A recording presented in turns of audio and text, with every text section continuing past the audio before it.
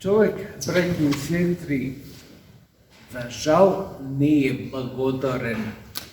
Некако после падот негов, тој е неблагодарен за се што му се случи. Како некоја должност да има некој. Прво да го спроведе во постоење, после тоа да му дава храна за живот и на крај, ако е можно, дури и спасение да има. Ние кога гледаме во овој пример, 10 луѓе се излекува од губат, само еден дојде да заблагодари. Во суштина тоа е просекот и сега, после толку векови, многу малку се луѓето што знаат да благодарат, што научиле да благодарат, што од најмала возраст во семејството научиле што значи да се благодари за животот и за постоењето воопшто. За жал, неблагодарните луѓе се насекаде околу нас. И затоа немаме во околината толку изразена вера во Бога. Затоа што верата во Бога секогаш е поврзана со благодарност. Нашата служба, еве денеска која ја вршиме, се вика благодарење.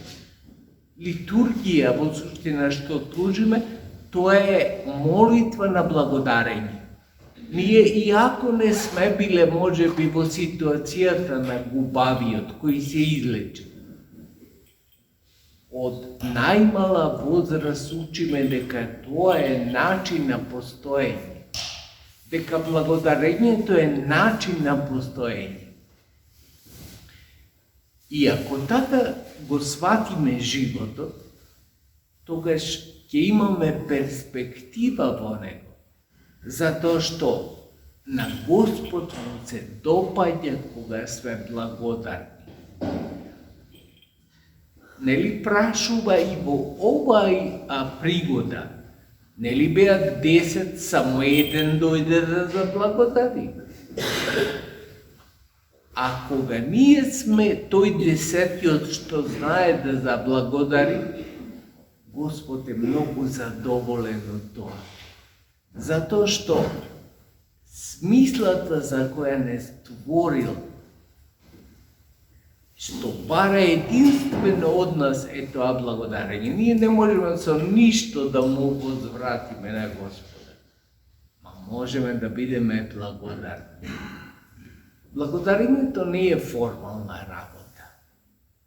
Често пати некои усвојуваат дека да се рече само благодараме доволно. Не. Туку животот треба да биде усредоточен кон благодарност. А тоа значи со секоја постапка, со секој збор, да се покажуваме дека сме благодарни на Бога што ни го дал постоење. Сме можеле да не постоиме. Постоиме како дар од Бога. Не треба да мислиме дека ние сме заслужни за да постоиме.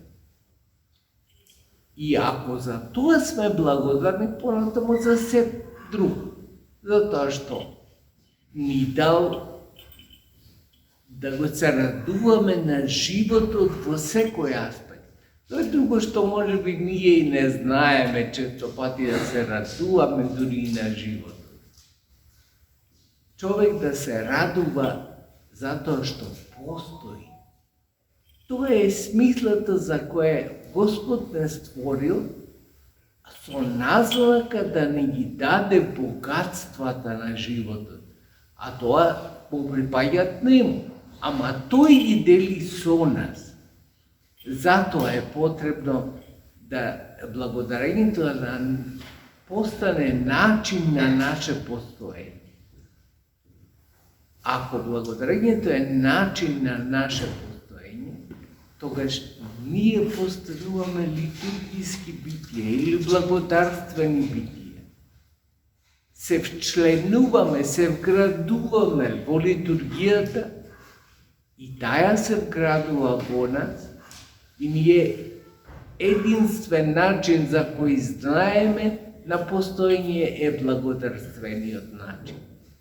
Благодариме на Бога пред се и над се, благодариме на нашите родители, благодариме на нашите пријатели, на нашите роднини, за се, затоа што вели Евангелието поблажено е да се дава отколку да се прима. А сите овие кои ги набројавме нешто ни даваат во живот. Сега таја лекција која совладаме, и ние ќе научиме дека животот е давај. И ние ќе даваме, веројатно, и нам некој ќе ни биде благодарен. Ама во таа размена на енергиите се состои нашиот живот. Примаме од некого, а даваме, можеме на сосема спротивен. Не можеме на истиот да му возвратиме.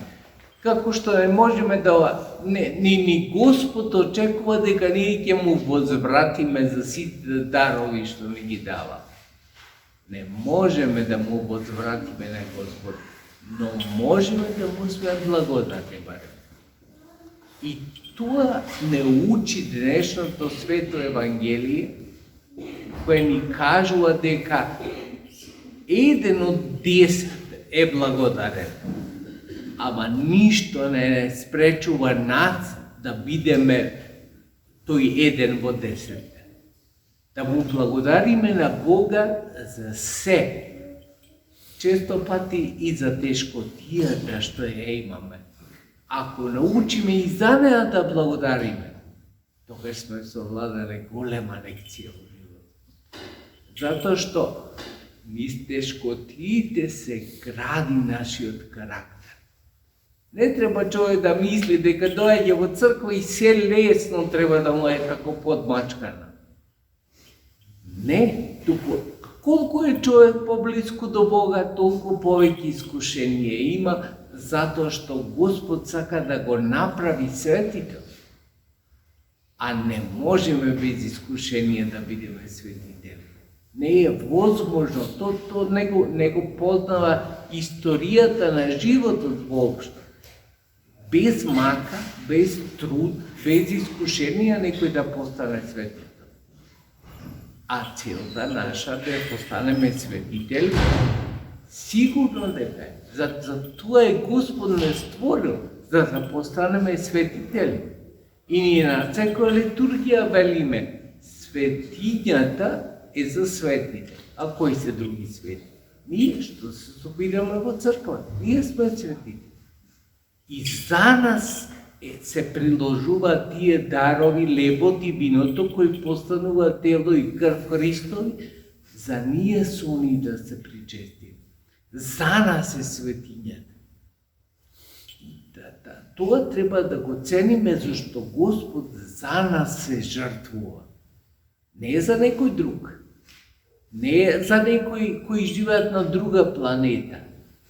Иако неговата жртва е целокупна за целата створена природа, ние до денеска не знаеме дали има живот на некоја друга планета. И затоа сметаме и со право сметаме дека Господ својата искупителна жртва ја направи за нас, за да ни го покаже патот по кој треба да стигнеме до светителството. И затоа не треба да му бидеме благодарни. Не треба не само едновично фала да што и тоа не го кажува човечкиот род често пати. Туку да бидеме благодарни, значи животот да го устроиме како благодарствени битие. Не формално да кажеме фала му на Бога, како што има удречета кај многу луѓе велат фала му на Бога. Не само тоа, иако и тоа е потребно. Меѓутоа, расположението кај благодарствениот човек е сосема поинако од оној кој е незадоволен. И верувам дека сите сме имале таква прилика да видиме благодарен човек и неблагодарен човек.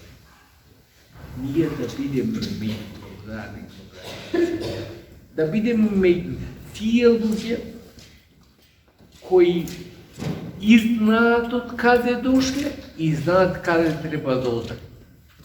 Тоа не научи Господ, затоа се жртвува, за да ни го покаже тој пат на спасение за нас, зашто ние како изгубени овци бевме после падот на нашите прародители.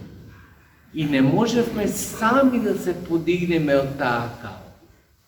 Меѓутоа Господ со неговата жртва на крв не подигна сите нас. За тоа нема да му бидеме благодарни. Овие евангелски четива кои ги читаме само се поттик за суштината.